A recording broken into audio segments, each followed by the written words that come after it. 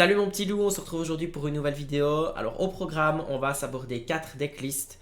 4 decklists que je joue actuellement, qui me procurent énormément de sensations, avec lesquels j'arrive à battre le gris bleu objet et le gris rouge objet. Et j'arrive aussi à battre bien sûr d'autres match-up, forcément. J'aime beaucoup ces 4 decklists là, il y en a une que j'aime plus que les autres, malgré le fait, enfin voilà, vous allez penser que ça va être une decklist, mais en fait ça sera pas celle-là. Mais voilà, vous verrez bien, on va aborder ça ensemble dans les vidéos. Je profite, avant de lancer le générique, de vous rappeler le code promo ILU10 via mon équipe pour vous accorder 10% de réduction sur le site VaultX qui sera en description. Et je profite aussi de vous dire que si vous voulez rejoindre la communauté des petits loups, vous pouvez cliquer sur le bouton rejoindre afin de me soutenir, pouvoir continuer ce projet pro YouTube qui a très bien démarré. Et en tout cas, merci à vous. On a dépassé les 900 abonnés et ça, c'est super. Donc, si tu veux rejoindre la communauté, n'hésite pas, clique sur le bouton rejoindre. Sinon, voilà, petit pouce bleu en commentaire, ça m'aidera déjà énormément. Et il y en a beaucoup qui le font à l'heure actuelle et c'est super. Donc, continuez comme ça, mes petits loups d'amour. Alors, on va lancer le générique et on va directement attaquer les 4 decklists que je joue. C'est parti!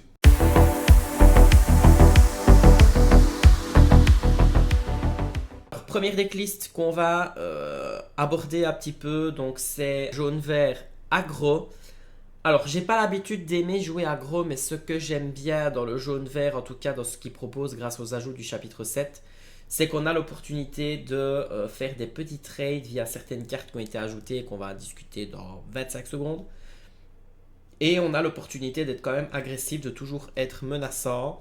Et surtout, il y a un combo très sympa à faire avec une nouvelle carte du chapitre 7 qui du coup, au début, je comprenais pas l'intérêt, mais en fait, au final, à l'avoir joué et après avoir vu en action l'effet, c'est vrai que c'est quand même assez chouette. Alors, comme tout bon deck aggro qui se respecte, nous avons une base de TA extrêmement violente. Alors, qu'est-ce qu'on entend par extrêmement violente? On a Daisy, qui je rappelle est une Laurora 2 qui est exceptionnelle. On a Nala, qui est une 0-4, qui est elle aussi assez cool dans la mécanique du deck, parce que c'est une 0-4, il faut souvent un ou deux tours pour aller la chercher. Donc vous grattez des points de l'or et c'est ça qui est chouette. Lady qui dit que tant qu'on a un personnage clochard en jeu, ce personnage-ci gagne plus A de l'or, donc ça devient l'Aurora 2, donc vous commencez à comprendre, ça fait quand même un autre l'Aurora 2. On a mis une fois Ondea ensorcelé pour le côté pression que ça peut donner, puis c'est à l'Aurora 2. On a mis Pégase, insaisissable, l'Aurora 1, mais je vous le dis tout de suite, comme ça vous êtes spoil, on joue l'Alter Pégase, histoire de pouvoir rendre tout le monde insaisissable, et ça c'est hyper fort. Ensuite, nous avons Petit Jean qui a la même efficacité que Nala. C'est une 0,4 kg pour A qui est pas facile à aller chercher. Donc, on a son petit paquet de TA qui est très menaçant. On met tout le temps du board. C'est ça le but du deck. Ensuite, en T2, on passe sur Lilo A2 qui l'or pour 2 et qui au début du tour, on peut payer 2 d'encre pour pouvoir la rejouer qui est inclinée. Donc, soit elle va se faire gérer tout de suite. Du coup, il faut que la personne la gère. Soit on ne la gère pas et vous avez un l'Aurora 2 sur le board. Ensuite, on a Porcinet qui lui, tant que vous avez au moins 2 autres personnages en jeu, ce personnage-ci gagne plus de l'or, donc ça devient l'Aurora 3. Bon, il se prend des missiles, mais le problème c'est que tous les decks, toutes les cartes du deck sont assez menaçantes, donc du coup, s'il se prend un missile, c'est un missile qui n'ira pas sur autre chose. Clochard qui lui justement permet de trade un petit peu. Donc jouer ce personnage coûte 1 de moins si vous avez une Lady en jeu, donc ça devient un tour A si on a mis Lady le tour avant. Et lorsqu'on joue ce personnage, on choisit un autre personnage qui a une plus 1 pour le reste de ce tour, en comptant le nombre de personnages qu'on a sur le terrain. Donc si vous le jouez et que vous avez 4 personnages sur le terrain, le personnage que vous choisissez prend plus 4 d'attaque. Et ça c'est énorme pour aller chercher un lieu, pour aller chercher un trade qui pourrait être compliqué à aller chercher de manière générale. Donc c'est quelque chose qui est assez intéressant, surtout que ça devient tour A si jamais vous avez Lady. Enfin quand je dis tour A, je m'exprime mal, je veux dire que ça devient une carte qui coûte A quand vous jouez Lady. En plus elle combote bien avec Lady parce que Lady elle prend 1 de l'or si vous jouez Clochard. Donc au final si vous mettez Lady au tour A et que le tour d'après vous mettez Clochard plus un autre tour A, votre Lady quand elle va partir à l'aventure elle partira déjà pour 2 et pas pour A. Et ça du coup c'est chouette. Vous ne profitez pas de l'effet de boost d'attaque du clochard, mais du coup vous avez l'effet de Lady, et ça c'est quand même incroyable. Alors, on a ensuite Gogo Tomago. Bah voilà, vous infligez des dommages à un personnage en face, 1, 2, 3, 4 de dommages, vous la jouez pour 2, puis vous payez 2, et vous gagnez les points de l'or en fonction du nombre de dommages qu'il y a sur la personne en face. Ça peut être déjà très fort si jamais vous tapez à 2, 3 ou 4 sur par exemple le Tamatoa, pour ne citer que lui, et vous gagnez des points de l'or juste après. Donc ça c'est vraiment très très fort comme finisher, c'est cool, et puis ça vous fait gratter du lore. Ursula pour aller chercher les perdus dans l'hiver, les plus ardents que le feu des volcans quand vous jouez contre gris, qui vous permet aussi d'avoir une vision sur la main de l'adversaire, histoire de voir comment vous allez jouer, négocier vos tours, etc. Parce que vert jaune n'est pas un deck aggro à proprement parler, en mode où vous mis sa main et on fait rien d'autre. Il y a quand même des petites mécaniques, des petites choses à faire, des petits points stratégiques qui vous permettent de passer des games un petit peu plus agréables en tant que joueur d'aggro. C'est pour ça que j'aime bien jouer ce deck là, parce que du coup ça m'offre des opportunités qu'il n'y a pas dans la plupart des decks aggro. Et ici, bah, c'est vraiment chouette, et Ursula vous permet de vous débarrasser des chansons qui pourraient vous gêner. Voilà, j'ai cité tout à l'heure Perdu dans l'hiver et Plus ardent que le feu des volcans, mais ça peut enlever Cruel Diablesse pour les hommes, Ne parlons pas de Bruno, Libéré délivré, Bleu lumière, enfin voilà, ça peut vous débarrasser de pas mal de choses qui du coup vont pouvoir vous permettre de vous défendre. Alors Megara a une carte que j'aime beaucoup, c'est une 3 non ancrable. Lorsqu'on joue ce personnage, soit on le bannit, soit on se défausse d'une carte. Alors, c'est pas hyper grave de se défausser d'une carte à partir du moment où on met une 3-6 sur le terrain qui l'aura pour 2, qui va probablement l'aurer 2 fois avant de se faire gérer, et qui de toute façon vous donnera un avantage considérable, parce que vous allez vous défausser d'une carte, ok, mais ça va vous rapprocher de Chernabog qui est ici, qui, je rappelle, Chernabog, on paye du coup un de moins pour chaque personnage qu'on a dans la défausse, et quand on le joue, on remélange du coup ces personnages dans son deck. Donc du coup, voilà, ça peut vous rapprocher de Chernabog si jamais vous l'avez en main. Alors, réponse, qui est le petit moteur de pioche qu'on peut jouer dans le deck, et c'est ça qui est chouette. Vous blessez un de vos personnages, et par exemple votre petit Jean qui a 0,4 ou votre Nala qui a 0,4, vous tapez avec eux dans le vide, parce que je rappelle qu'on peut taper avec 0. Vous les blessez par exemple à 2 ou 3, vous jouez réponse, vous piochez 2 ou 3 cartes, et ça du coup ça vous fait regagner des personnages à jouer, et c'est ça qui est ultra cool, qu'on puisse avoir quand même un petit moteur de pioche dans un deck hyper aggro, ou en tout cas à vocation d'être très très agressif. Et si jamais vous avez Megara, que vous avez défaussé une de vos cartes, vous tapez avec Megara au lieu de l'aurer pour 2, mais enfin voilà, il faut faire un petit peu des sacrifices. Vous tapez avec Megara, vous allez chercher un trade, vous lui affligez même jusqu'à 3 ou 4 points de dommage. Vous soignez de 3, vous piochez maximum 3 cartes, et ça c'est assez chouette. Alors, ensuite on attaque, qui lui aussi a un effet assez cool parce qu'il combatte avec Chernabog. Lorsque vous jouez ce personnage, vous pouvez placer les 3 premières cartes de votre pioche dans votre défausse pour choisir un personnage qui subit -3 jusqu'au début de votre prochain tour.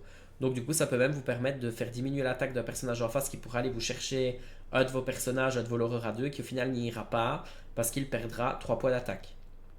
Alors, n'ayez pas peur de faire cette carte-là, de vous défausser des cartes de votre deck, parce que on peut jouer Lady et parce que ça vous rapproche de Chernabog. Lady, on va l'aborder tout de suite.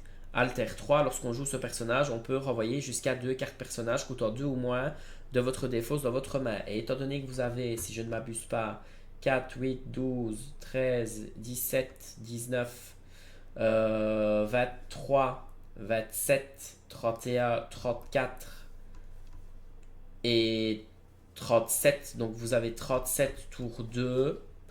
Donc c'est quand même, en tout cas vous avez 37 cibles potentielles à Lady. Et ça c'est quand même assez cool. Donc si vous les jetez avec Tac ou que vous jetez avec Megara, pas d'inquiétude, vous allez pouvoir les récupérer. Vous allez récupérer des cartes de votre défausse. En plus vous en récupérez 2. Vous pouvez très bien récupérer Porcinet, vous pouvez très bien récupérer Ondin ou n'importe quoi qui pourrait être mis sur le bord, puisque vous n'allez pas monter non plus trop haut en encre. Même si à Chernabog et Clochard ça peut faire un peu peur, mais vous allez voir que vous ne payerez jamais 10 pour jouer Chernabog et vous ne payerez jamais 7 pour jouer Clochard. Alors Kriki qui permet, et ça j'adore, c'est l'horreur à 3. C'est une 3 cartes qui donne +3 à tout votre board, donc ça vous permet d'avoir un board avec un potentiel de trade quand même assez élevé, parce que vous allez avoir des fois quelques difficultés contre certains decks, et aller chercher des trades. Ok, vous ne l'aurez pas tout de suite, mais au moins ça ralentit la violence que vous pourriez affronter de certains decks. Pégase, comme j'ai dit tout à l'heure, Alter 3, quand il est utilisé avec sa capacité Alter, donc sur le petit bébé Pégase, vous donnez insaisissable à tout votre terrain. Alors je ne vous fais pas de photo, le but c'est de poser Pégase, de poser plein de créatures et puis d'Alter Pégase s'il survit. Et là vous partez à l'aventure avec tout. Ils sont tous insaisissables, donc normalement on va pas venir vous les chercher, ou en tout cas pas tous. Et vous repartez encore une fois à l'aventure avec tout et vous êtes déjà presque proche de la victoire. Alors, Clochard, qui lui ne coûte pas 7 en réalité. Jouer ce personnage coûte 1 de moins pour chaque personnage que vous avez en jeu. Et lorsqu'on joue ce personnage-là, on pioche des cartes en fonction du nombre de personnages qu'on a en jeu. Et puis on défausse le même nombre de cartes. Alors, vous allez me dire à quoi ça sert. Si vous avez 4 personnages sur le terrain, déjà vous allez le payer, enfin vous allez le jouer pour 3. Vous le jouez, vous piochez 4 cartes, vous défaussez 4 cartes. Mais du coup, vous avez réduit votre Tchernabok de déjà minimum 4. Sachant qu'au moment où vous allez jouer Clochard, ben, soit vous aurez déjà fait des trades où on vous aura déjà éliminé certains personnages, soit vous allez simplement vous rapprocher de la Tchernabok qui coûtera le moins de coups possible. Le but c'est de jouer Tchernabok pour qu'il coûte 1 ou 2 grand maximum, parce que si ça arrive avec ce cas de figure là, ben, vous mettez une 9-9 sur le terrain qui leur pour 3. C'est incroyablement fort. Donc deck très très amusant à jouer, qui fait du résultat, qui est très chouette. Donc si vous aimez bien jouer hyper aggro ou aggro, je vous le conseille vivement parce que c'est un deck qui a de la résilience, qui a quand même du backup avec réponse, qui a des opportunités d'aller rechercher des cartes, etc. dans la défausse. Et donc en fait vous êtes en agression constante et au moins vous ne perdez pas si on vous clean le board une première fois. Donc ça c'est assez chouette. Alors, on passe au deuxième deck, mon deck de cœur, le deck Blurple. Alors, que j'ai modifié par rapport à la vidéo que j'ai faite il y a 3 semaines, que j'ai aussi modifié par rapport à tous les tests que j'ai faits. Donc, je vous le dis tout de suite, j'ai testé la version avec Belle, avec Rétrosphère, avec Glace à l'eau. Je n'aime pas du tout cette version-là. Elle est peut-être forte, donc si jamais vous jouez la version avec Belle, Objet, etc. et que vous y trouvez votre compte, tant mieux pour vous. Moi, je déteste ça. Je trouve que ça me ralentit à fond, c'est vraiment pas dans mon style de jeu. Et donc voilà, j'ai décidé de me recentrer sur quelque chose qui me correspondait, qui me correspondait tout court en fait. Et alors ça se présente comme ceci. Donc on a Adepte Diablo, Madame Im Serpent, Typo. On a Madame Im Renard, on a Crabe 3 fois, on a Anna 2 fois, que je rappelle, Anna c'est une soutien. Quand elle est jouée, on peut empêcher un personnage de se redresser au début de son tour. Et quand elle part à l'aventure, on donne ses 2 points d'attaque à un autre personnage qui prend du coup plus 2 d'attaque. Se combine très bien avec Diablo qui devient une 2A, se combine très bien avec Elsa qui du coup devient une 4-5. Donc voilà, j'aime beaucoup la carte. Il y en a qui ne l'aiment pas, il y en a qui ne l'intègrent pas dans leur build. Moi j'aime beaucoup, j'ai trouvé plein d'utilité à cette carte là. J'ai réintégré 2 génies parce que le vert gris discard revient en force. Le vert mauve discard existe aussi. Le jaune vert discard a gagné un tournoi récemment de 128 joueurs. Donc je pense qu'il va un petit peu popper de plus en plus. Et il faut du coup le génie pour pouvoir aller chercher les Diablos, parce que aller chercher Diablo avec Elsa, des fois c'est un petit peu tard, surtout si on n'a pas sa petite curve. Et il n'y a pas possibilité d'aller chercher Diablo autre qu'avec le génie et Elsa, en tout cas dans ce deck là comme il est construit, comme je l'ai construit. Alors, j'ai pas remis, j'ai mis 4 chèvres, mais ça me paraît évident. Il y a 4 lapins pour le côté contrôle, pioche, etc. Il y a 2 belles pour transférer les dégâts que vous auriez sur votre Elsa. Une fois que vous avez incliné un personnage en face, vous tapez avec, le tour d'après, vous la soignez avec Belle et vous transférez les dégâts pour prendre le board. Hades 3 fois, Elsa 3 fois. Donc Hades qui permet d'envoyer quelque chose en encre et Elsa qui permet de coucher 2 personnages qui ne se redressent pas au début de leur tour. 4 fois voguer sur la mer Azurite, 3 fois mes amis de l'au-delà, 2 fois Let It Go qui permet d'envoyer quelque chose dans l'encre comme Hades. Sauf que je rappelle, Let It Go, vous pouvez cibler un de vos personnages à vous. Hades, vous devez obliger cibler un personnage adverse, vous ne pouvez pas le faire sur vos propres personnages. Alors pourquoi le faire sur ses propres personnages, me direz-vous? Ben, si jamais vous n'avez pas de bounce et que vous êtes à 18 de l'or et que vous avez une chèvre à jouer, vous passez à 19 et que vous avez Let It Go en main et que vous avez 5 dogs, ben vous faites Let It Go sur votre chèvre et vous passez à 20. Ça m'est arrivé peut-être 2 fois dans toute ma carrière de joueur de Blurple qui a duré presque 5 mois, mais c'est quand même cool à faire. Et du coup, j'ai remis 3 lieux, donc 3 bibliothèques. Pourquoi est-ce que j'ai mis la bibliothèque? Parce que les lieux sont très très embêtants à aller chercher pour les decks bleu-gris et bleu-rouge objets. Et du coup, c'est aussi quelque chose qui vous permet, donc vous posez vos personnages dessus. Si on vous fait un soyez prête, vous piochez des cartes. Si jamais vous faites des trades, vous piochez des cartes. Donc du coup, c'est un avantage assez conséquent. Et la carte, elle est de toute façon très forte. Elle rentre très bien dans la mécanique du deck. Alors, je ne vais pas m'étendre plus sur le Blurple parce que j'ai déjà dit plein de choses sur le Blurple dans mes vidéos. Donc, je ne vais pas me répéter parce que j'ai l'impression que je me répète 50 fois. C'est un deck que j'aime beaucoup. Euh, il m'a posé quelques problèmes d'équilibrage au début de ce chapitre aussi sur l'Orcanito. J'ai même cru que j'allais devoir le laisser tomber en me disant c'est bon, en fait le deck il est plus aussi fort qu'au chapitre 6. Mais en fait, en le rééquilibrant pour ma manière de jouer, c'est quelque chose qui me correspond mieux. Et j'ai eu du coup de meilleurs résultats avec cette version-ci qu'avec la version avec Belle, Rétrosphère et Glace à l'eau. Donc voilà. Question de goût, question de choix, question de préférence. Je vous rappelle bien entendu que vous êtes absolument pas obligé de jouer les decks comme ils sont faits tels quels sur les decks listés déjà. L'Orcana, je trouve que c'est un jeu qui permet énormément de variations dans les decks et ça reste du coup très très sympathique. On peut éventuellement intégrer le Cusco 3-5 qui envoie les objets dans l'encre pour le sous-fétiche. Moi j'avais essayé, j'aimais pas non plus, je trouvais qu'il venait tard, qu'il m'aidait pas spécialement à gagner. Et souvent quand je le mettais c'était déjà trop tard, donc j'ai préféré opter pour Hades en un exemplaire en plus pour envoyer les Tamatoa dans l'encre. Parce qu'au final c'est bien beau d'avoir sous-fétiche, mais s'il met son Tamatoa et qu'il peut pas quest avec ou qu'il est envoyé dans l'encre, bah, du coup c'est plus fort et c'est pour ça que j'ai mis de Let It Go. Alors, on attaque du coup un autre deck que j'aime beaucoup, que j'aime énormément ce chapitre-ci. Et je pense que c'est des 4 decklists que j'ai joué ici avec lesquels j'ai eu le plus de résultats. C'est celui-ci avec lequel j'ai le plus de résultats. Il est très très cool à jouer. Moi j'adore jouer ce deck-là.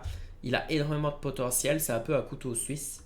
Il est composé de donc, 4 adeptes, 4 diablos, 3 Madame Mime Serpent, 3 Kaloun. Elle, cette carte-là, elle est super forte. 4 Monsieur Mouche. 4 cobras géants. Alors qu'est-ce qui fait le cobra géant? Bah, déjà il a dissipation, donc je rappelle que s'il est ciblé par une action qui peut le cibler, il est banni. Lorsqu'on joue ce personnage-là, on peut défausser une carte et gagner 2 éclats de l'or. Alors son effet n'est pas obligatoire, vous n'êtes pas obligé de quand vous le jouez de défausser 2 cartes. Donc vous pouvez sur le tour 3 avoir une 4-4. C'est énormissime, qui peut chanter plus tard que le feu des volcans et mes amis de l'au-delà.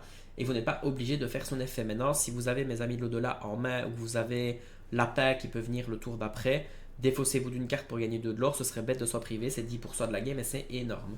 Maintenant, c'est pas obligatoire, donc si vous l'avez en top deck, ben vous le jouez sans défausser de carte et c'est bien aussi. Enfin, c'est moins bien, mais c'est bien aussi. Madame Mime Renard, Monsieur Crabe, donc Merlin Crabe, que j'ai voulu remplacer par Jafar, le 3-2 du chapitre 7, qui, quand il est joué, donne offensif plus 2 et l'or pour 2.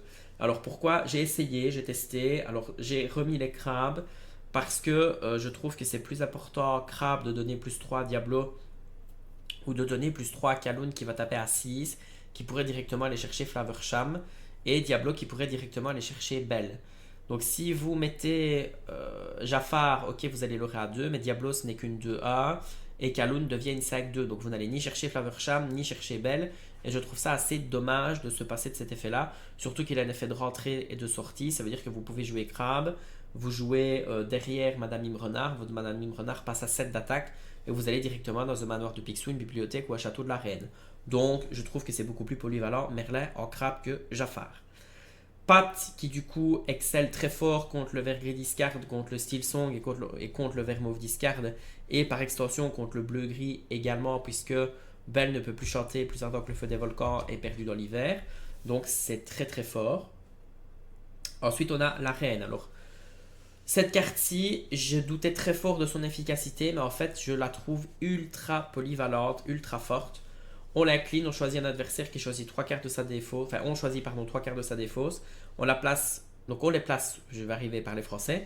On les place sous la pioche et si on a fait ceci, on gagne 3 de l'or. Et si dans le tas, on a déplacé une carte princesse qu'on a mis dans le deck, on gagne 4 de l'or à la place. Bon, du coup, contre Silsong, c'est assez fort parce que vous récupérez une princesse, vous la remettez dans le deck.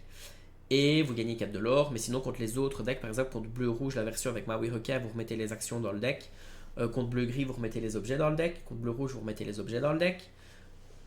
Je pense que c'est assez pour la rendre utile dans le deck. Alors, vous allez me dire, oui, mais Stygian, elle se prend des missiles, elle se prend Zeus, elle se prend plus ardent que le feu des volcans, il faut attendre un tour avant de faire son effet, elle se prend de la gestion. Oui, ok, elle se prend de la gestion, je suis 100% d'accord avec vous. Mais si elle se prend une gestion, c'est un missile qui partira en moins sur votre merle à lapin, qui partira en moins sur votre cobra ou que sais-je. D'autant plus que vous n'êtes pas obligé de la jouer directement sur le tour 4. Si vous avez lapin, ben vous jouez lapin avant, vous jouez gantou avant, et puis vous jouez la reine quand les missiles sont un petit peu passés, ou vous jouez la reine simplement pour mettre la pression, parce que gagner 3 points de l'or avec une carte c'est énorme.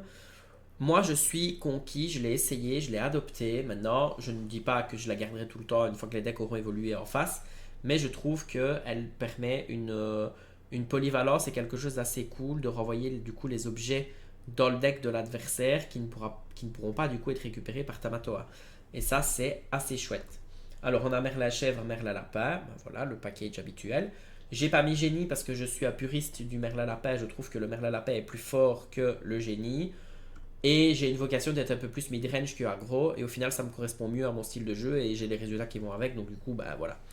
Alors, ensuite, Gantu, un de mes coups de cœur de ce deck. Gantu qui dit que quand il est joué, aucun personnage ne peut être incliné pour chanter jusqu'au début de votre prochain tour. Ça veut dire que si vous mettez ça, donc si vous mettez Pat au tour 3 contre un deck chanson et que vous mettez Gantu le tour d'après, ben, ça fait 2 tours qu'il ne peut pas jouer. Et ça, ben, ça vous fait directement gagner en tempo, ça vous fait gagner en pose de créatures sur le board. Et vous commencez à faire de la magie.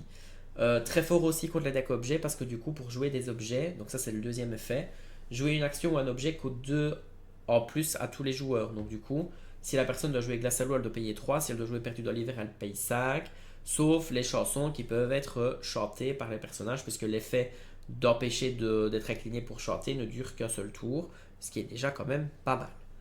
Et ensuite, Bagheera, un autre coup de cœur que j'aime beaucoup, rempart 4-3, l'or pour 2, lorsque ce personnage est banni le tour d'un adversaire, infligez 2 de dommages à chaque personnage adverse. Donc, du coup, ce qui est super chouette avec Bagheera, c'est que contre les decks aggro, si jamais vous mettez Bagheera et qu'on doit vous gérer Bagheera pour atteindre vos personnages, vous allez faire de dégâts à tout le monde. Si on ne vous gère pas Bagheera et que du coup vous avez beaucoup de lore potentiel sur le board, comme par exemple la reine, eh ben, vous allez lorer avec Bagheera, vous allez faire l'effet de la reine, vous allez lorer avec votre monsieur mouche, vous allez lorer avec votre chèvre, etc. Même votre lapin, vous pouvez clairement vous permettre. Et ça vous permet de potentiellement mettre une pression supplémentaire sur le board adverse. Maui Requin doit aller dedans, taper à 7 et du coup il se prend 4 de dégâts plus 2 de l'effet de Bagheera, donc Maui Requin meurt tout de suite. Donc voilà, ça peut être très fort aussi contre les decks un peu mid-range justement, s'il y a des Monsieur Mouche en face, bah, les Monsieur Mouche vont se faire clean automatiquement parce que bah, du coup on quest avec les Monsieur Mouche et puis si on doit taper dans Bagheera pour ne pas se faire défoncer tout de suite, bah du coup c'est compliqué. Donc moi j'aime beaucoup Bagheera, c'est une carte que je trouve très très polyvalente aussi, je l'utilise pas tout le temps, ça dépend du match-up, mais voilà, je pense que c'est... Ici dans le deck, Bagheera et Reine sont deux cartes que vous pouvez clairement cut pour mettre des choses qui vous correspondent plus. C'est pas essentiel au deck, je pense que le reste est essentiel. Peut-être pas le Cobra en 4 exemplaires, peut-être en 3 exemplaires. Mais j'aime beaucoup ces ajouts-là qui. Enfin voilà, moi je trouve ça trop fort. Et j'ai des résultats avec, donc c'est chouette. De allumer les mèches pour les cendrillons, pour les decks aggro, pour les diablos. Enfin voilà, pour tout ce qui est dérangeant. 4 mes amis de l'au-delà, 3 plus ardent que le feu des volcans, qui permet d'être chanté par Pat. On va regarder directement. Donc on a le Cobra, Madame Renard, Crabe, Pat, et tous ceux qui sont ici peuvent le chanter aussi. Nous avons aussi Consuda sur Zeus. Alors une technique que j'aime bien faire, c'est chanter Consuda sur Zeus avec Lapin. Du coup, vous jouez Lapin sur votre tour 4. Le tour d'après, vous jouez le Château de la Reine qui est ici. Vous chantez avec le lapin Consuda sur Zeus pour prendre le board et souvent péter un Tamatoa ou péter un Maui Requin ou prendre simplement le board en tuant une créature qui n'ira pas s'écraser dans le Château de la Reine. Vous déplacez pour un personnage dans le Château de la Reine et il y a de fortes chances que à ce stade-là de la partie, le Château de la Reine reste au moins un tour pour vous faire gagner de l'or et piocher une carte et il aura fait son taf. Il mettra une pression de malade. Du coup, cette position, je parle du Château de la Reine. Quand vous mettez votre board et que vous pouvez chanter plus ardent que le feu des volcans, que vous mettez Bagheera, etc., ben vous mettez le Château de la Reine. Et la personne en face, elle doit soit aller dans vos personnages pour ne pas que vous l'auriez, soit elle doit aller dans le Château de la Reine pour ne pas que vous piochez. Donc du coup, il faut choisir. Et je trouve que choisir, c'est renoncer, comme on dit. Et moi, j'aime beaucoup cette petite mécanique. Deck avec lequel j'ai énormément de résultats positifs sur l'Orcanito et positifs in the real life.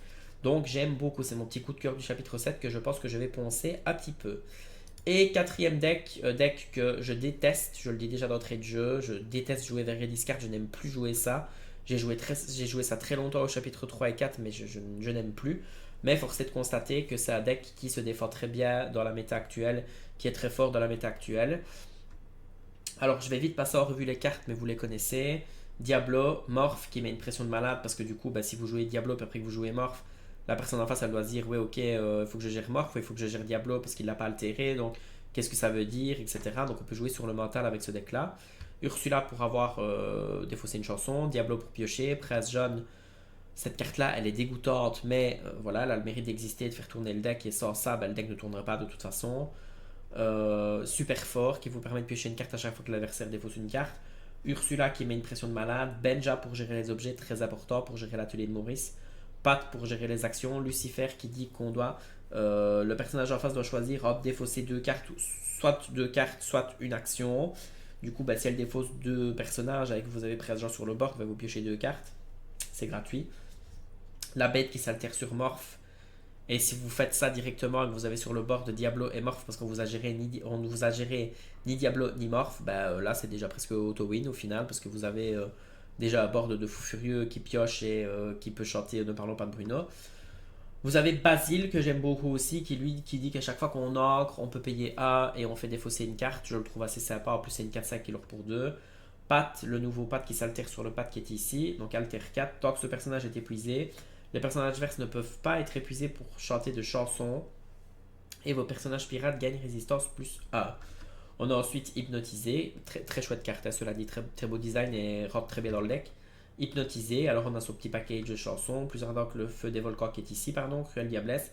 Perdu dans l'hiver. Et ne parlons pas de Bruno. Deck, voilà, qui nécessite pas plus d'explications que ça parce qu'il ne bouge pas tant que ça, puisqu'il ne sortent pas non plus de cartes qui peuvent aller dedans. Donc au final, le deck ne bouge pas, mais reste toujours aussi solide, aussi plaisant à jouer pour ceux qui aiment bien discard. Ceux qui n'aiment pas, voilà, ils ne joueront pas ça. Moi, je l'ai mis dans la vidéo parce que voilà, j'ai eu beaucoup de résultats positifs avec lui aussi, beaucoup de victoires.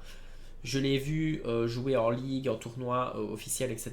Et il a toujours sa place. Il top dans pas mal de tournois actuellement où il y a des listes objets parce que du coup il est très fort contre les decks objets.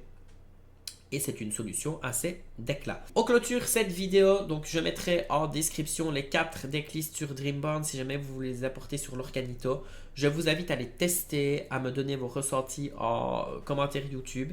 N'hésitez pas aussi à vous abonner, liker la page, me suivre sur Instagram.